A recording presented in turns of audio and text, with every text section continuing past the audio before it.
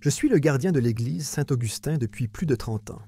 Lorsque je suis arrivé, l'église était déjà vieille, ses pierres usées par le temps et ses salles remplies d'histoires de ceux qui étaient venus et partis.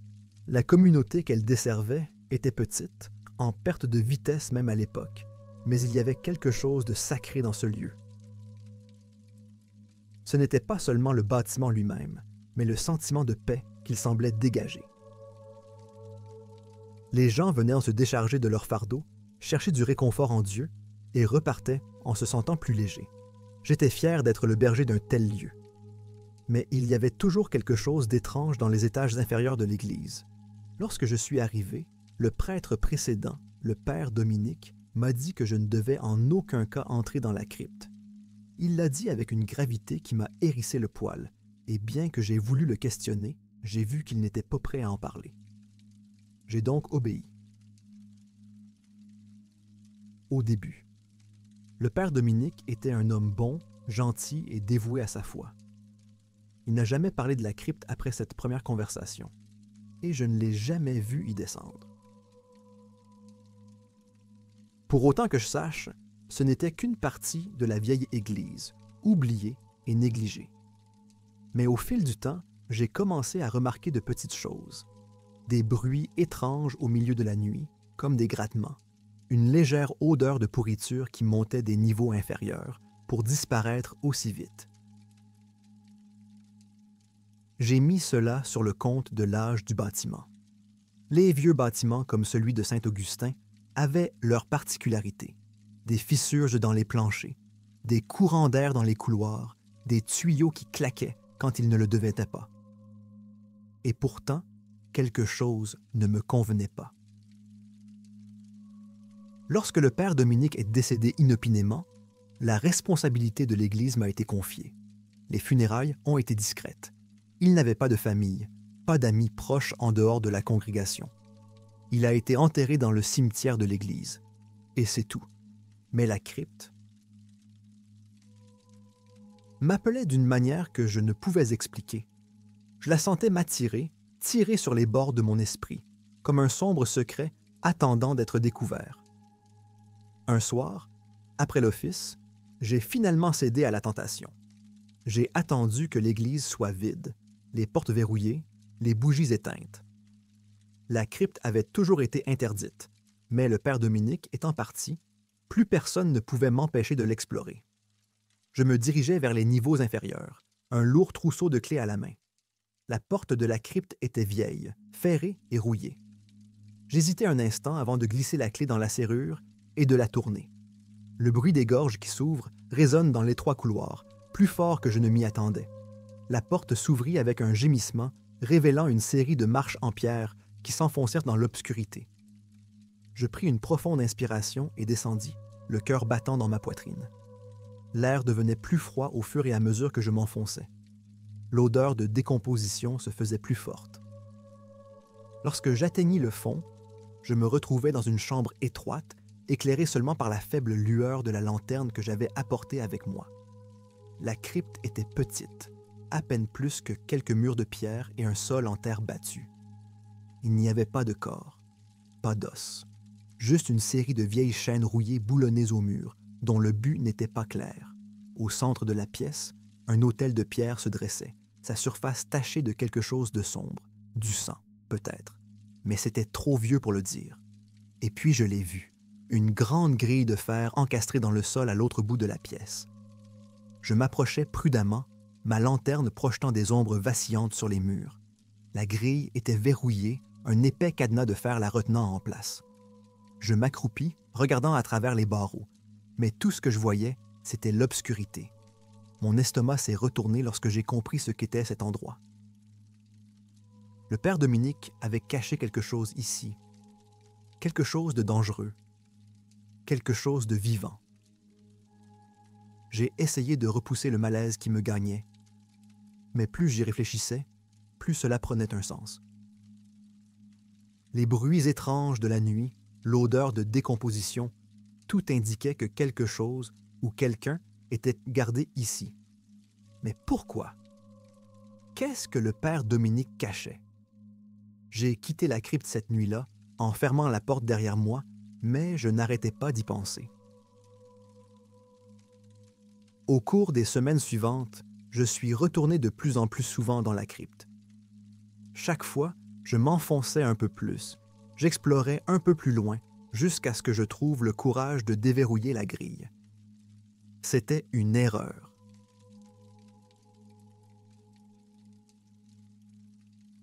La première fois que je suis descendu, l'odeur était insupportable, comme si quelque chose avait pourri pendant des siècles. J'ai retenu mon souffle en descendant l'escalier étroit, ma lanterne éclairant à peine le passage devant moi. L'air était chargé de poussière et de pourriture, et le bruit de mes pas résonnait dans l'étroit couloir. Au bas de l'escalier, je découvris une grande salle, bien plus grande que la crypte du dessus. Elle était bordée de murs de pierre, et au centre de la pièce se trouvait une cage en fer si vieille que les barreaux commençaient à rouiller. Et à l'intérieur de cette cage se trouvait la créature. Je ne sais pas comment la décrire pour lui rendre justice. Elle n'était pas humaine, même si elle en avait la forme. Ses membres étaient longs et tordus, sa peau pâle et maladive, tendue sur des os qui semblaient trop grands pour son corps. Ses yeux étaient noirs et vides, et sa bouche était remplie de dents pointues et déchiquetées qui s'entrechoquaient lorsqu'il respirait. Mais ce qui m'a le plus frappé, c'est la façon dont il me regardait, comme s'il attendait, comme s'il m'attendait. Pendant un moment, je suis resté figé, fixant la chose dans la cage, essayant de donner un sens à ce que je voyais. Puis, elle a parlé. Sa voix était un râle bas et guttural, à peine plus qu'un murmure, mais je pouvais comprendre les mots. Il m'a appelé par mon nom, m'a demandé pourquoi j'étais venu. Mon esprit s'emballait, mais je n'arrivais pas à détacher mon regard. Je voulais courir, m'éloigner le plus possible de cet endroit, mais quelque chose me retenait sur place. Je ne sais pas combien de temps je suis resté là, à fixer la créature, mais finalement, j'ai tourné les talons et j'ai couru. J'ai fermé la grille derrière moi, j'ai verrouillé la porte de la crypte, et j'ai essayé d'oublier ce que j'avais vu. Mais je n'y suis pas parvenu. L'image de cette chose dans la cage me hantait. J'entendais sa voix dans mes rêves. Je sentais ses yeux m'observer même lorsque j'étais seul dans l'église. Au cours des mois qui ont suivi, je suis devenu obsédé. J'ai commencé à passer de plus en plus de temps dans la crypte, à observer la créature, à l'écouter parler. Elle me disait des choses horribles sur le monde, sur Dieu, sur l'humanité. Elle m'a dit que le père Dominique avait mené des expériences dessus elle, essayant de comprendre sa nature, de maîtriser son pouvoir. Mais il avait échoué, et maintenant c'était mon tour. Je ne sais pas pourquoi j'ai écouté. Peut-être était-ce la peur, la curiosité, ou quelque chose de plus sombre en moi. Mais j'ai commencé à expérimenter moi aussi. Au début, il s'agissait de petites choses. J'apportais à la créature de la nourriture, de l'eau. J'essayais de communiquer avec elle. Mais plus j'interagissais avec elle, plus elle semblait changer. Elle est devenue plus forte, plus intelligente. Elle a commencé à m'influencer, à me chuchoter à l'oreille, à planter des idées dans mon esprit. Bientôt, je ne contrôlais plus rien. Les expériences sont devenues plus dangereuses, plus tordues. J'ai commencé à faire descendre des animaux dans la crypte, regardant la créature les mettre en pièces, se nourrissant de leur sang et de leur chair. Et puis, elle a commencé à en redemander. Je savais que j'aurais dû arrêter. Je savais que je jouais avec quelque chose qui dépassait ma compréhension, mais je ne pouvais pas. La créature avait une emprise sur moi, un pouvoir sur moi que je ne pouvais pas briser. C'était comme si plus j'interagissais avec elle, plus elle devenait une partie de moi. J'ai essayé de justifier ce que je faisais en me disant que je continuais simplement le travail du père Dominique, que j'essayais de comprendre la créature et son but. Mais au fond de moi, je savais que ce n'était pas vrai. Je la nourrissais, je l'entretenais, je lui permettais de se renforcer. Et chaque jour qui passait, son influence sur moi grandissait. La créature a commencé à parler de liberté, d'échapper à la cage qui la retenait depuis si longtemps.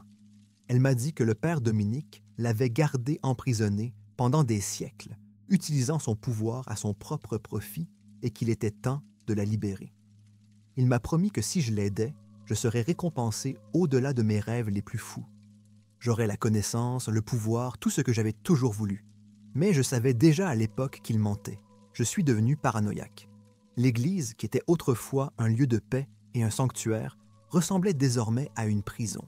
J'entendais la voix de la créature dans ma tête, me chuchotant même lorsque j'étais loin de la crypte. Elle m'appelait dans la nuit, exigeant que je vienne à elle, que je la libère. Mon esprit commençait à s'effilocher et je me sentais sombrer de plus en plus dans la folie. Puis, une nuit, tout a changé.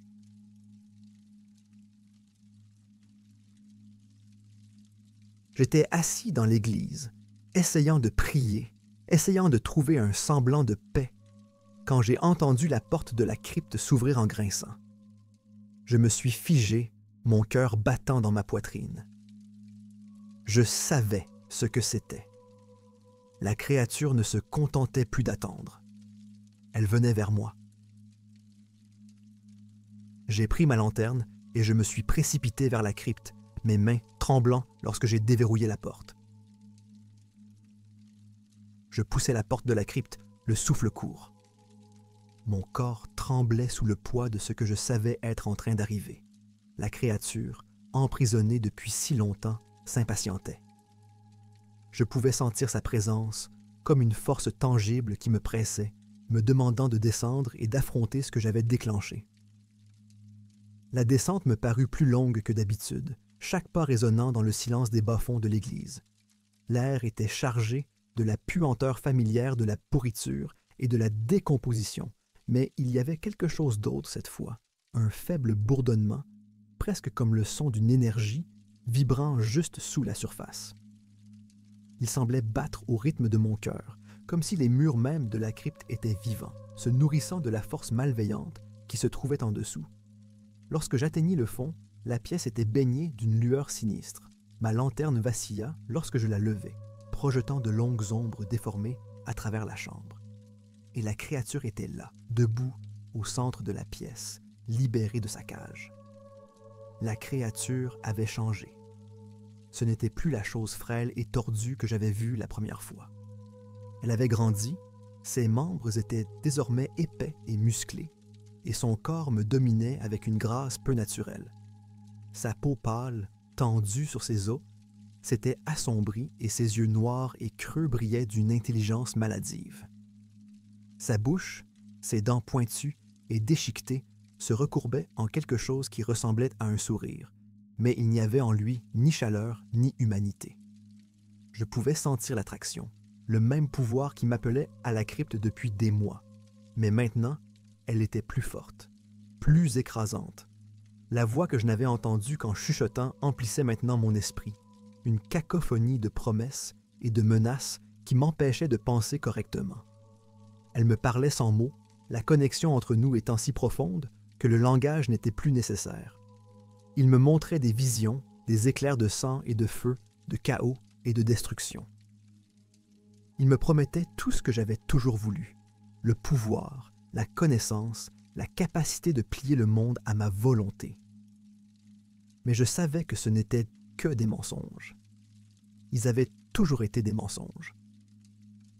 J'essayais de parler, de raisonner la créature, mais les mots se bloquèrent dans ma gorge.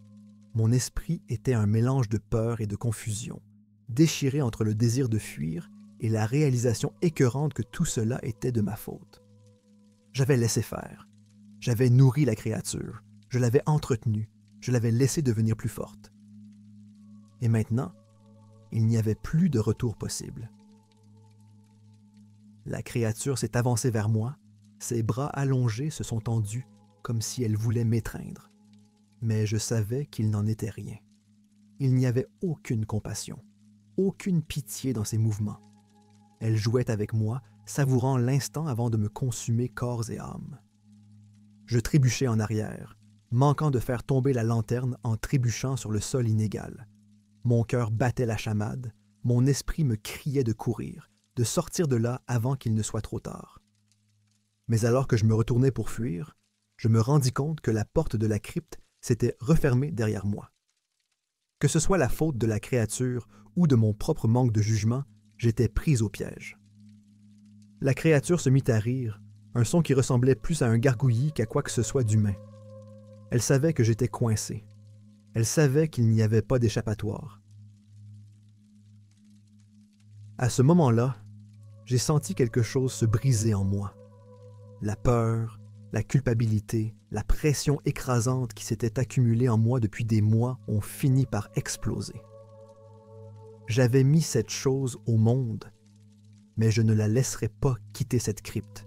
Si je ne pouvais pas l'arrêter, personne ne le pourrait. J'ai levé la lanterne, sa flamme vacillante jetant une dernière lueur désespérée sur la forme monstrueuse de la créature. Avec un cri, je la lançai vers la cage, espérant que le feu suffirait à la contenir, à la détruire. La lanterne se brisa sur le sol, et pendant un bref instant, la pièce fut remplie de lumière et de feu. La créature recula, sifflant alors que les flammes léchaient à ses pieds, et je ressentis un élan d'espoir. Peut-être, juste peut-être, le feu suffirait-il, mais ce n'était pas le cas.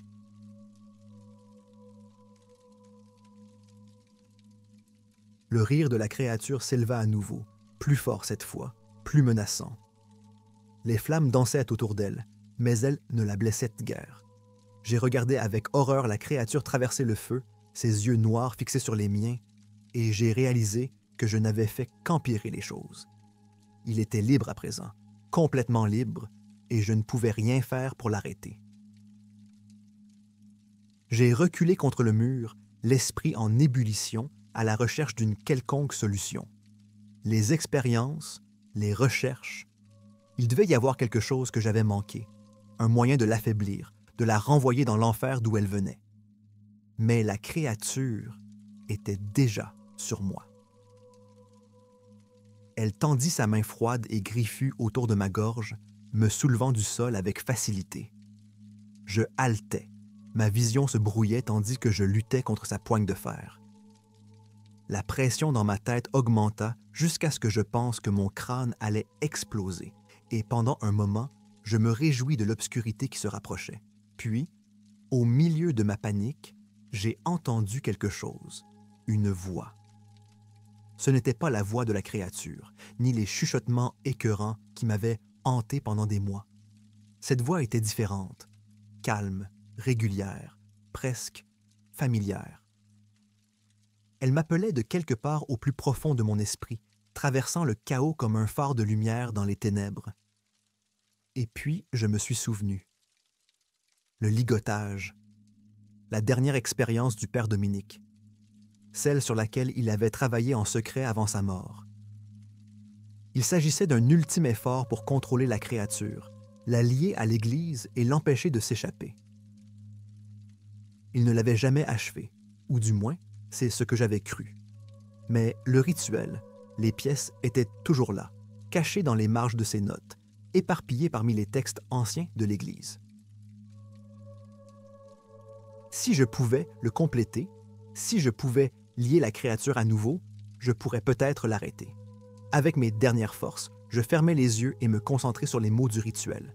Ils me parvinrent d'abord lentement, fragmentés et incomplets, mais au fur et à mesure que je les répétais dans mon esprit, ils commencèrent à prendre forme. La créature, sentant ce que je faisais, resserra sa prise sur ma gorge, mais je ne m'arrêtais pas. Je ne pouvais pas. Les mots coulaient plus vite maintenant, avec plus de force, et je pouvais sentir la créature relâcher son emprise. Elle hurla de rage, mais je continuais, récitant l'ancienne incantation avec chaque once de volonté qu'il me restait. L'air de la crypte se déplaça, le poids oppressant se dissipant au fur et à mesure que le rituel se mettait en place. La créature a hurlé, un son si peu naturel et si perçant qu'il a fait trembler les murs de l'église. Elle me laissa tomber sur le sol, se débattant dans l'agonie, tandis que le pouvoir de la ligature la traversait, la ramenant vers la cage. Je cherchais de l'air, la gorge nouée et le corps tremblant, mais je ne m'arrêtais pas. La créature s'est battue contre le rituel, griffant le sol de pierre, mais il était trop tard. Les mots du rituel étaient trop forts, et, dans un dernier hurlement, la créature fut ramenée dans la cage, la porte se refermant derrière elle.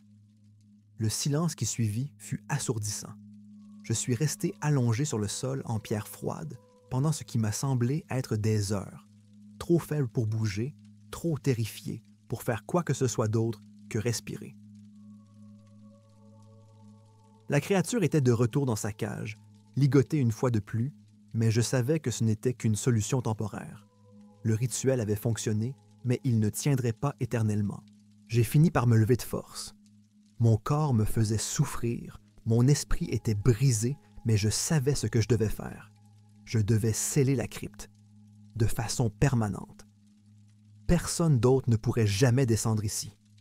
Personne d'autre ne pourrait jamais libérer la créature. Je rassemblai le peu de force qu'il me restait et remontai les escaliers. L'église était silencieuse, vide, mais elle semblait différente maintenant, plus sombre, plus froide. Je pouvais sentir la présence de la créature même depuis les étages supérieurs, comme une ombre tapie juste sous la surface. J'ai fermé la porte de la crypte derrière moi et je l'ai entourée de toutes les protections possibles et imaginables. De l'eau bénite, des sorts, tout ce que j'ai pu trouver dans les textes anciens de l'Église. Et puis, je suis parti. Je suis sorti de l'église Saint-Augustin cette nuit-là et je n'ai jamais regardé en arrière. Je ne sais pas ce qu'il adviendra de l'église maintenant.